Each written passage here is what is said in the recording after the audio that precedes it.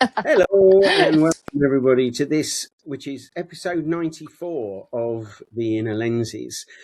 Today we have Brett, Erica, Gabby, who you will all be familiar with. We're also joined by Victoria Garcia, who is another ecologist. And before, listener, you groan, no, you don't have to be an ecologist to join us, but you just have to join in. Contact us. Tell us you want to come and play, and we will let you. We're very generous with our toys. So, Victoria, would you like to say hi? Yeah, hi everyone. I'm really delighted to be here. I didn't know you guys have done lots of episodes. It's a privilege to be here with you. Well, you would have been more privileged if you'd come for the 100th, which we're actually going to live stream. But we'll keep you on the back burner. Don't call us; we'll call you. Awesome. Today, Erica has told us that it's National Reach as High as You Can. So I would like all of you to reach as high as you can. Go on, reach high, reach high. High, high, high, high. Okay, is that as high as you can reach? Gabby, put your arms back in the air. Right, now reach higher. Stretch, stretch. Look, you all stretch a bit more. You can do more. Listen to that, listener. There's always a little bit more you can give.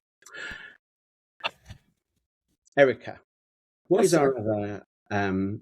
national day? So National Day, Reach as High as You Can Day. We have it's National Look Up at the Sky Day also, everybody. So take a minute, look up at the sky, own it, take it all in. What really brought my attention to today, April 14th, is that it is National Ex-Spouse Day. I actually laughed out loud when I read that. So I'm going to open this up. Hold on. Crap. I'm going to read to you a little bit about what this day is all about. Okay. So it says National Ex-Spouse Day. Very few marriages end amicably. Each year on April 14th, National Ex-Spouse Day encourages those who have dissolved their marriage to forgive their former spouse and move beyond any anger or bitterness that may remain. And even those that do aren't free. And even those that do aren't free from angst or regrets. What? Say what? It's counterproductive to me. However, this day exists. So for a wide variety of reasons, sometimes marriages just do not work out. Recent statistics show that the divorce rate for first marriages is at 50%. Some people find that they get along better after a divorce than they did during the marriage. Unfortunately, all divorces do not turn out that friendly, and the experience can be painful and traumatic. Regardless of whether it is a friendly separation, there needs to be a way to manage a situation, especially when children are involved. And it gives you ideas about how to observe National Ex-Spouse Day, which is pretty funny to me that they give us ways that we can observe this day. Among those are coming to terms with your divorce, forgiving your ex so you can move on. It's as much for them as it is for you. It's got nothing to do with them, by the way. It's all about you when you forgive. Find something positive about your ex-spouse that will help ease any lasting bitterness. Visit with other divorcees to discuss how they coped with their divorces. And all I get is a visual of a bunch of divorced people sitting around, talking about their divorces. And use hashtag National Ex-Spouse Day to post on social media. Like, I don't know who in the world is ever doing that, but yeah, that's what's going on today. So I thought it would be interesting because of, forgiveness and bitterness and what it takes to actually free ourselves from long lasting, feelings of hurt or betrayal or just feeling wronged in general so that we can move on. With or without participation from whoever else did the wrongdoing. I can't help but feel, though, that we could do away with National Ex-Spouse Day if we actually enacted hashtag National Never Get Married Day, because, in fact, the leading cause of divorce is marriage. But yes, it is. I know Brett doesn't have an ex-spouse, so I've got a spare one. I'm quite happy to let you have one of them. They were both called Sarah, so you can choose Sarah or Sarah. It makes no difference to me.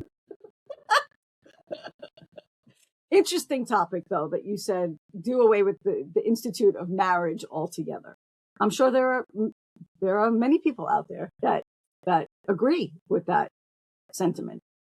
Can you, like, were you being facetious and joking, or is there some truth to that belief?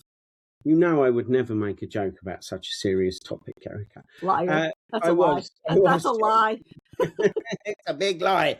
Hashtag Alex a big fat liar day. Also dropping an episode near you. No, actually, I have to say, especially being on the other side of two marriages, I'm a great believer in marriage, and I'm glad that my ex-wives have married somebody else. That was another joke. Sorry, it perhaps didn't land. No, I am a believer in at least the commitment. I don't necessarily think people have to be married, but I do feel that level of commitment to one another is important. And you know, I work with people and I hear people say, "Yeah, we weren't really, you know, we weren't fully committed to our marriage until year 5, and I think, huh? You know, what were you doing? I mean, that's just, surely you stay engaged a bit longer."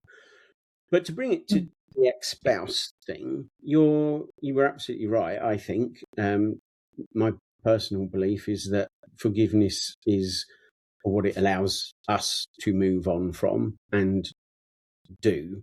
And if there is going to be amicability, that forgiveness needs to happen during the process of separation and actual divorce, for my money. I mean, that's the way it worked in both of my marriages, and they remain friends to this day. So let's open it up, because this is really a specific, like, ex-spouse, but those of us in this group that don't have spouses, never had a spouse, don't have an ex-spouse, and even our listeners, right? But can we agree that this doesn't just have to apply to someone you're married to? It's a partner. It could even extend to ex-friendship kind of thing, like any relationship that is emotionally based. I feel like this idea of forgiveness, letting go of the bitterness and the angst, and forgiveness can apply. So let's just open it up a little bit if we're talking generally about the idea around why this day even exists. You know what? When you say that it applies to everything, I actually had a thought, because when Alec was joking, maybe we should get rid of marriage altogether, there's actually a grain in truth in it. Because if you think about it, it's hard enough when a relationship ends, any relationship, because we had expectations, we had hope. You know, Erica, you know, a lot of the time there's grief attached to it, because the life we envisioned isn't going to happen. We are disappointed, and everything comes into it. It's hard enough if you split up from a partner you weren't married to. But what is marriage really? It's a contract. It's a legal contract.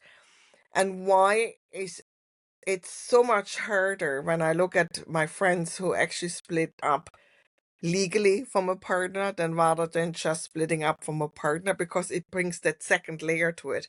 Courts, lawyers. A lot of the times I've seen where the lawyers kind of egg people on, because as longer it goes on, as more money they earn, right? So there's a whole other layer to it when there's a legal contract actually involved. Fights are getting bigger, you know, you're in the court, there's a lot of money suddenly involved. People spend in here in this country up to 20,000 euro just for a lawyer to get divorced. So there's the entire stress involved on top of it, of having to pay for this. So you want to get more money out of the spouse to be able to pay your lawyer. So suddenly, because of this legal contract, it brings more heaviness to splitting up. And the splitting up is already difficult enough with all the emotional and personal things going on. So maybe getting rid of this legal contract, which came from times where rich people started marriage because they wanted a legal contract that if my daughter marries your son, that piece of land is legally mine now. That's where it comes from. You know, it wasn't about romance. It was literally about getting rich. That's where marriage, the legal contract marriage, comes from. So the question really is, would it be easier, at least to remove that hurdle? Because it is difficult enough. It's really interesting because, you know, that piece of paper, that legal contract, turns what started as an emotional connection and with love and all of the nice things that we associate with relationship into nothing more than a business arrangement is what it feels like, right? So that's why when a divorce or a separation happens, you're trying to navigate through the emotional mess of splitting in a very rational business like way, which is what it's like two worlds colliding. So you can't do that in a way that gives space to process through and apply forgiveness and work through whatever it was that got you there in the first place, because now it's just, we're ending the business deal. So let's split up the money. Who's getting this? What are your days with the kids, if there are? You know, and if there's not, it's still mostly about assets. What did you bring that you can take with you? And the emotional aspect is completely forgotten about. So it's almost like when you look at a partnership, for me anyway, people that are splitting, my first question is always, holy shit, how did these people at one point in time loved each other so enough and so much to make this decision? And now look at the way that they're talking to each other. Like, how do we get from point A to point B? How do we get here? And how do you navigate through what you're left with feeling emotionally when you feel like you just went through a business separation? Anybody else? Brett, like, let's open this up. Like, we have all different aspects coming at this, right? We have those of us, I know Alec and I have both been married and divorced, right? We have some people who have never been married. The rest of you, I think, right, have never been married. I don't know. I'm making assumptions here. But I mean, I hope, Brett, that I don't find out right now today that you've been married before. I'm just going to say that right now. But it's a different outlook, right? Reasons why you didn't get married at all to begin with. Who knows? Like, all of these things come into play here. I'm really curious about it.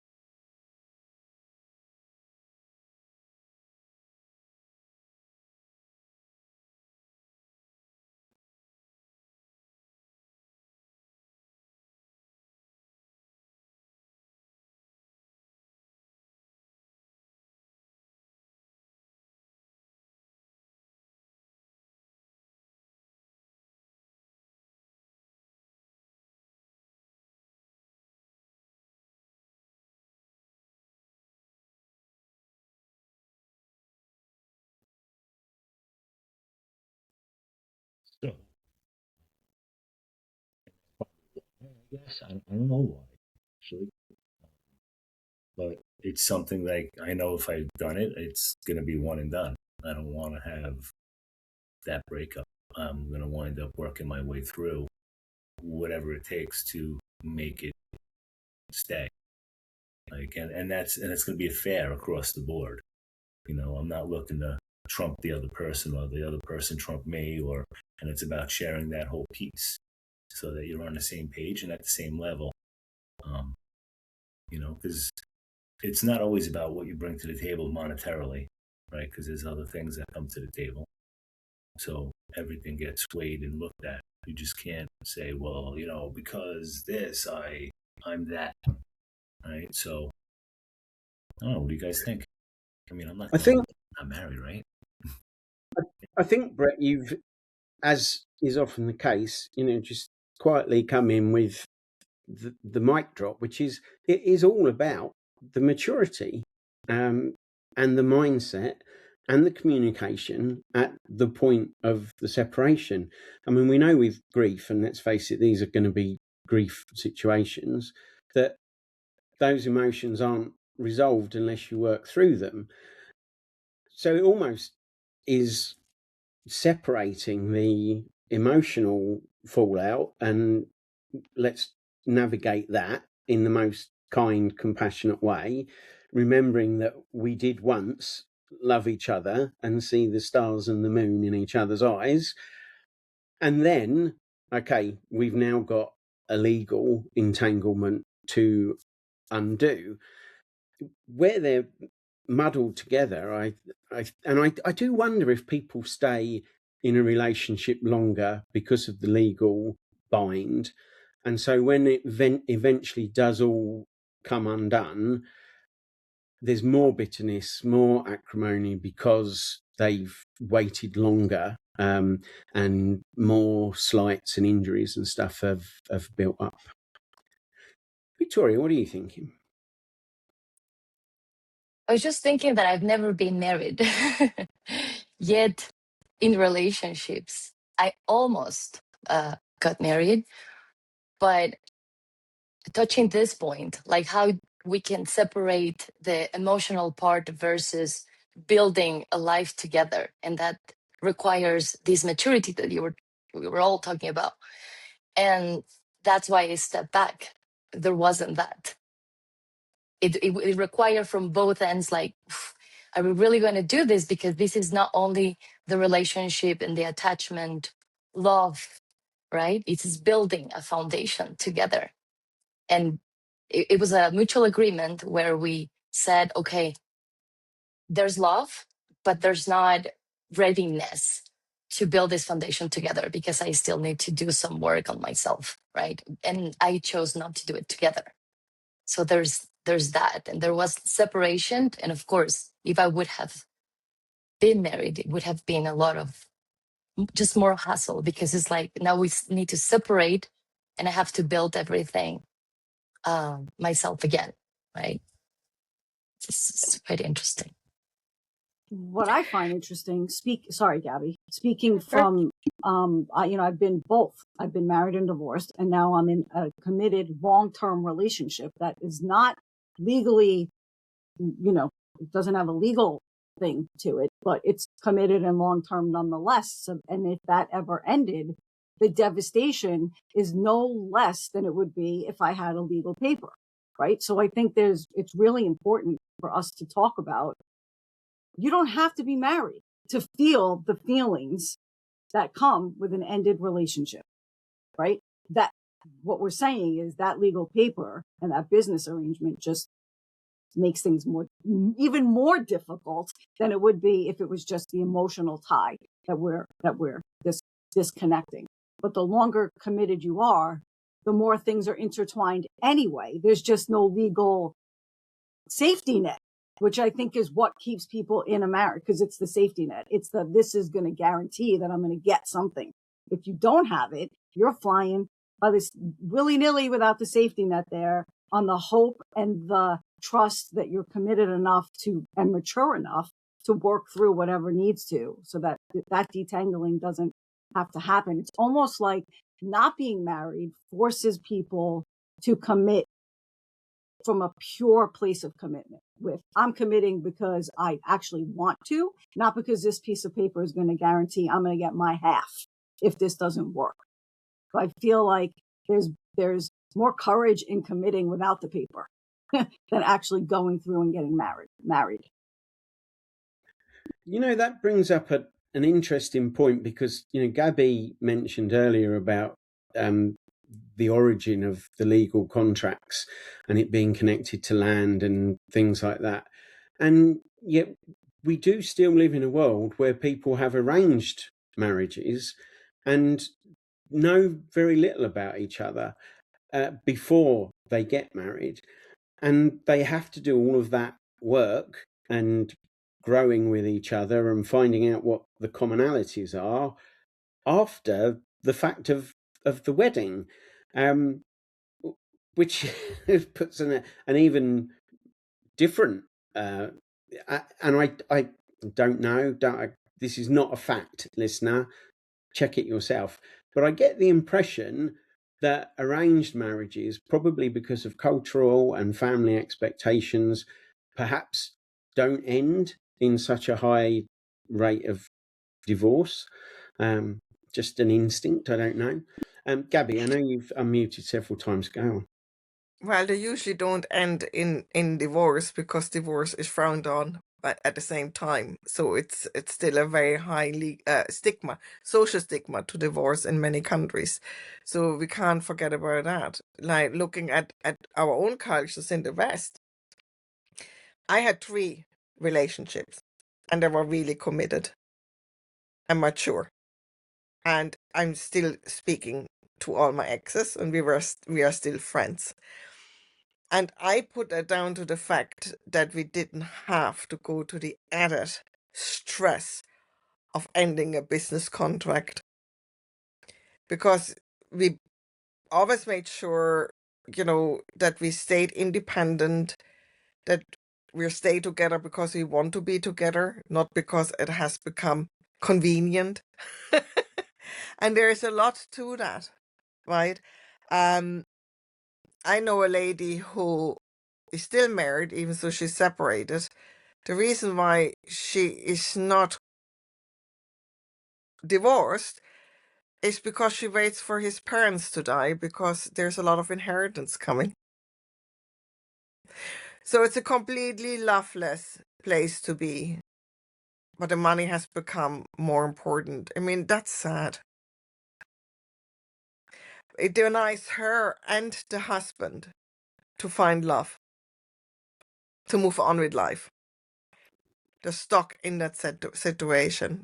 Now they're kind of separated now, but still, the thing is still there.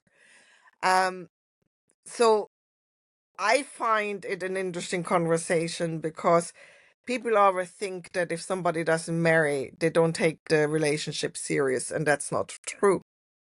That's absolutely not true. It just adds the other layer. And for me personally, and this is a me thing, that's a personal me thing. If somebody wants to stay with me, they stay with me without having a contract. And actually, I find they really stay with me because we don't have a contract. Mhm. And if somebody doesn't want to stay with me and the commitment is gone, let them walk away. Why are you fighting tooth and nail for somebody to stay in a relationship with you who doesn't want to? I don't get it.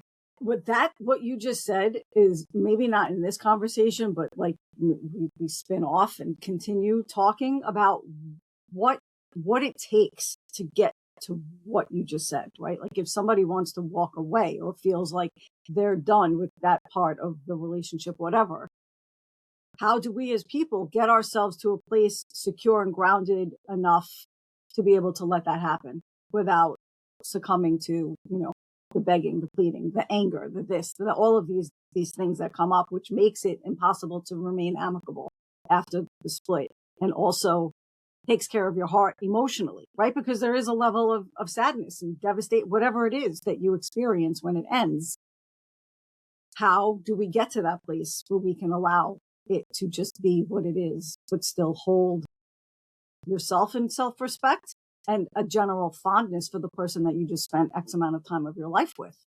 Why do they immediately become the enemy? Because they're choosing something that works better for them, right? Like it sounds simple, but when the emotions and everything get tied in, I'm curious to know if we could talk about that. I'm sure our listener, and Alec, I'm going to stop saying our listener, because I want to believe we have more than one fucking listener out there. So our listeners, whoever they are, like this is the rule of life, right? Like relationships are all of what life is about.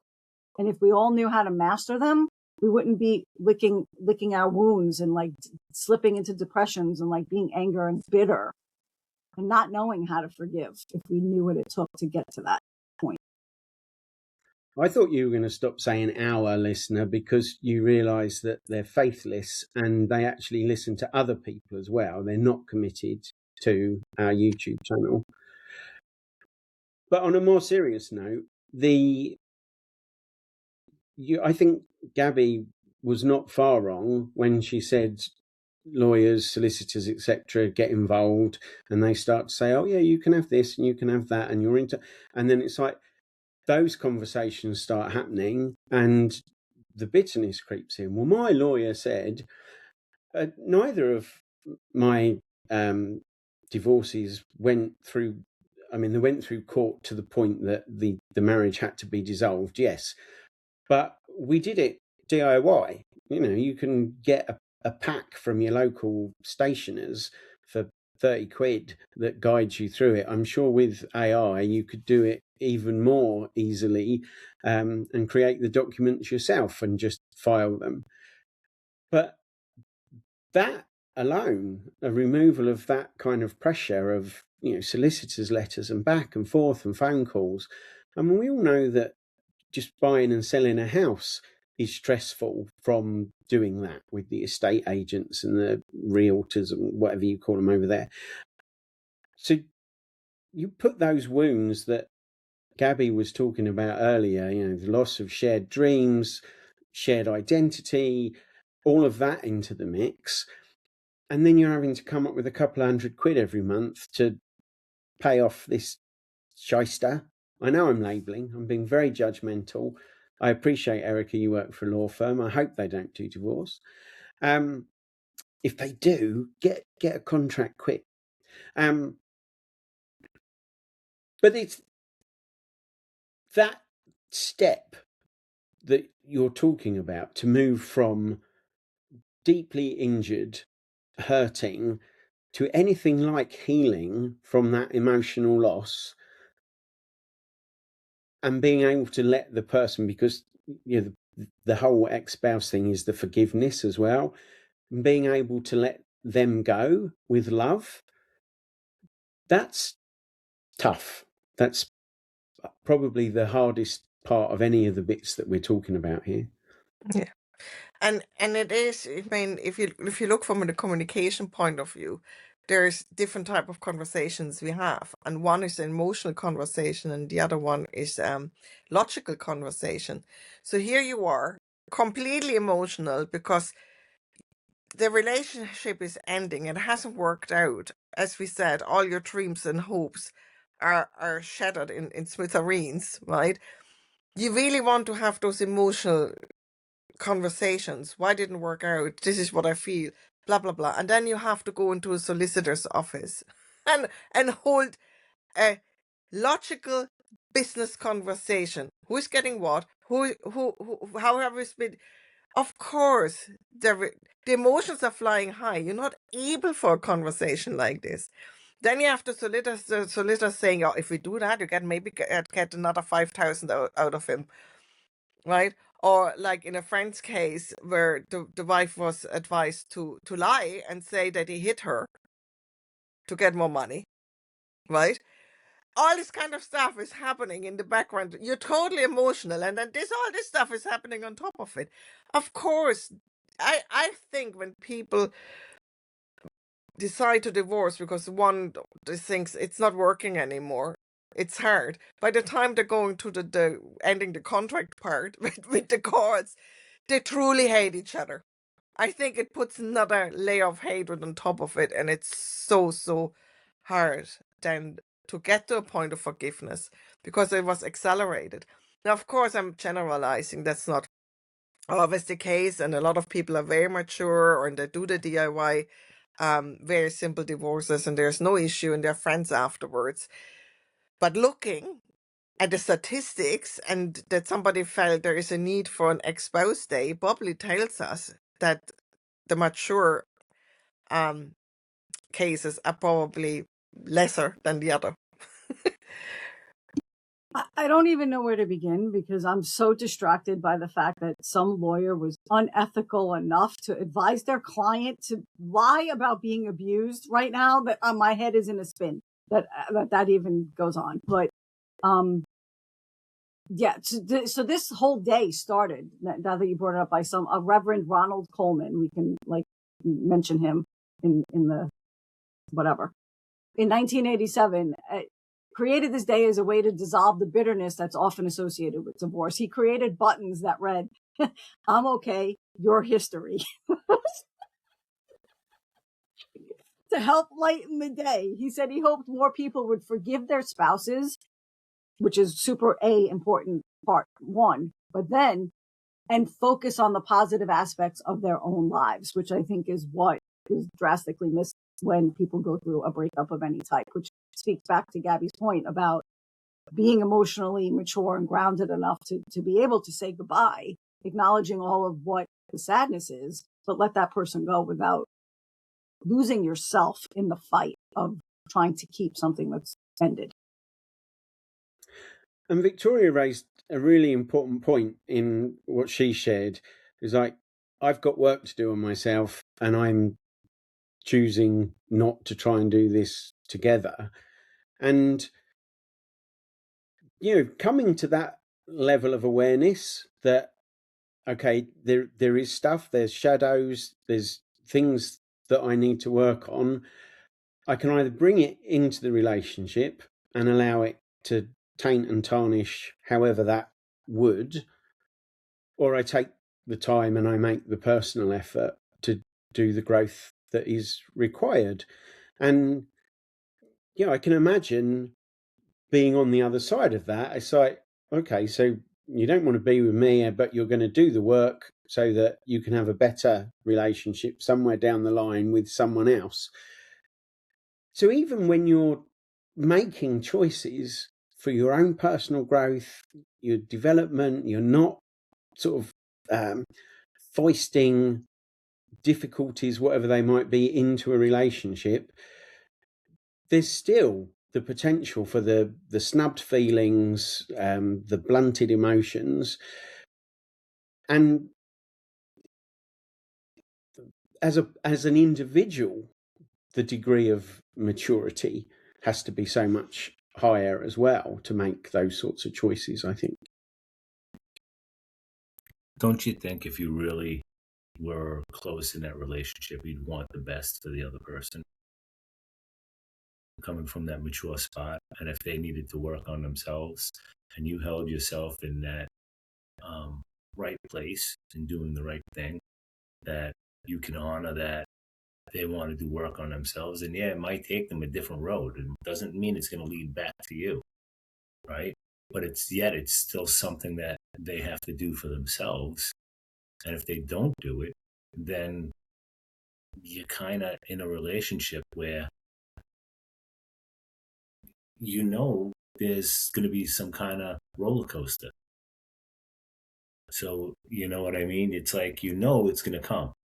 So why not allow the space for the person to do what they need and do it in an amicable way, where if the person does it and then finds that, oh my God, they were amazing, they gave me the space, and I did what I needed to do, I understand, right? And you come back and you can start having a friendship if you choose to go that way, right?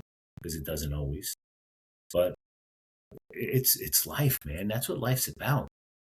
Like choices and kind of mapping your way through. Like there's no roadmap, there's no right, there's no wrong. It's following your heart, it's following your gut. It's just moving constantly and making choices every day and hoping that you're making the right choices. And some of them are really painful, right? And then you have to deal with those feelings in a mature way so that you don't repeat those, unless, of course, you want to, because they serve you in some way, right? But that's a whole nother area. But it's pretty wild, like life in itself. So, and when two people come together, it's, not going to be an easy task because you have to kind of think of the other person, right? Because they're there and they should be thought of. And it's not easy because it's your life too. And there's just that whole piece. It's, it's about the journey. Hey, do you want to go on a journey with me for X amount of time? Like, I don't know how long it's going to be for, but let's try it. Let's give it a shot and see where it goes. And if it doesn't work out, we can go separate ways. What do you think? all right, that sounds pretty good. Let's do it. And then when it starts getting to that point where it's rocky, you can say, hey, I'm kind of feeling like we're getting there. Like, is there something we can do to hold on to this and keep it where it always was? And if not, then it's that mutual understanding. So I don't know. I love Do you life. know, there's a really lovely metaphor in there, Brett, about you going on this trip, this journey through life, and the relationship is the vehicle. And like any vehicle that we keep on a road, it needs maintenance. It needs Yeah. the fuel to make it go. The tires need to be pumped up. You need to give it a good wash down every now and then.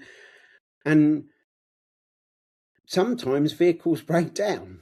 The difference is, do we like kick them into the curb and leave them to rust, or do we you considerately and carefully take them off the highway, find the appropriate place for them to be, and leave them in a garage where hopefully someone can fix it up and maybe get some use out of it further down the line as well.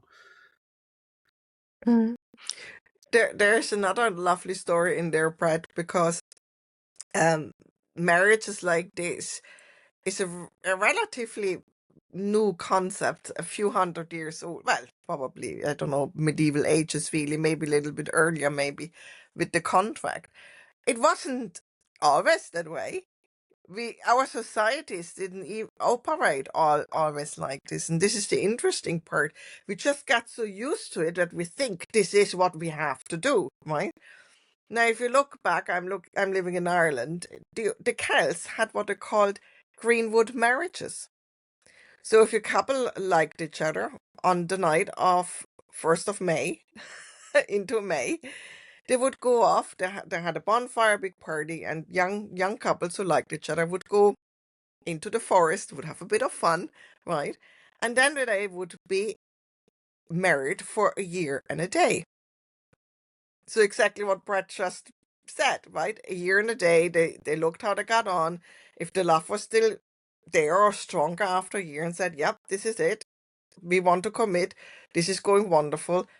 They stayed together as a married, and they had a hand fasting. And if they said after a year and a day, it's not really working, they just called it a day, and that was it. Then the Victorian era came, and the laws were changed, and the Celtic laws went, and the English laws came in, and since then we have a mess, I would say.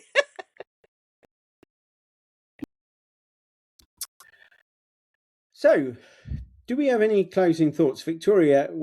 I kind of used you as an example, and Brett riffed on that. I don't know if you wanted to respond to anything that was said there, or if you've got closing thoughts of a different variety. Yeah, just like thinking about everything that has been just said. I never wanted to get married in the first place. I don't believe in it because I also see it as a contract. I do understand that when you get together with someone in the long run, you're building the foundation together. And just for like context of what happened with this almost married, I I made it very clear that I wasn't seeking for it, but he wanted, right? But I found myself wanting to change him, right? Wanting to be a growth mindset, wanting to change things that I didn't like. And of course, my foundation, at least I learned it through my lifetime, love for me is a verb, it's a daily action, but it's also choosing on a daily basis to love that person. But also, with this idea, we need to love ourselves first in order to love someone else. And I needed to choose myself in that case because I cannot change the other person in order to build this foundation together, right? You as a whole, I as a whole, we build something together. So I didn't like myself trying to change. And that happened multiple times. I was like, no, there's something that I need to work on, right? I was a rescuer, like a changer. Maybe I was applying everything that I was learning through personal growth, but yeah. So, yeah. I was come to mind. Yeah, I mean, there is something to add to a later conversation as well. The fact that we often see potential, and it's like, oh, you know, that person's got potential, and if they change this, do that, you know, they'd be like, you know, doing up a house almost. Oh yeah, change the windows, put in a new kitchen, and it will be worth more. But it is dependent on that person doing the work. If they've got the potential but they don't change, they're not interested in changing, then all you end up with is, you know, I thought I might get this potential person, and actually they're falling short. And every time they fall short, more resentment, more expectations not met, more disappointment. So, so wise. Closing thoughts, Erica, Gabby, Brett. I'll just say this whole conversation, like I feel like we could go in many different directions based off of just this conversation. But what I'm getting out of it is in order to remain amicably healthy, whether you're in the relationship or not, requires a lot. It's like a nuanced little dance between being a unit and remaining your own person and giving each other the space to grow, but also wanting to grow together, right? To keep the relationship healthy. And if and when that has to end for whatever reason, it's still remembering that you each exist as own people and keeping the person in the forefront of your brain and treating them with the level of respect and love that you have for them to begin with, if and when it has to end. Not easy to do, but maturity and self-ownership, like self-responsibility and the part that you played in it takes a role here.